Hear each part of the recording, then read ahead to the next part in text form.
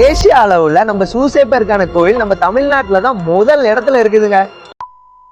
மகா தமிழ்நாட்டுலதான் முதல் இடம் சொன்னேன். யாரா நம்ம ஏசியா அளவுல முதல் இடத்துல இருக்கு சூசேப்பருக்கான கோயில்ல. நம்ம அண்ணன் சொன்னது உண்மைதான். நம்ம இந்த கோயிலை பார்த்தாலே ரொம்பவே அழகா இருக்கு. வெளியே இருந்து பார்க்கறதுக்கே ரொம்பவே அழகா இருக்கு. இந்த கோயில் கரெக்டா எங்க இருக்குன்னா திருநெல்வேலி மாவட்டம் பனகுடியில தான் இருக்கு.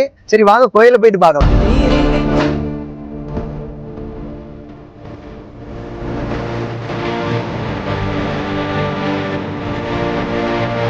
வாவ், அப்படிதான் சொல்ற அளவுக்கு இருக்கு சர்ச்சு.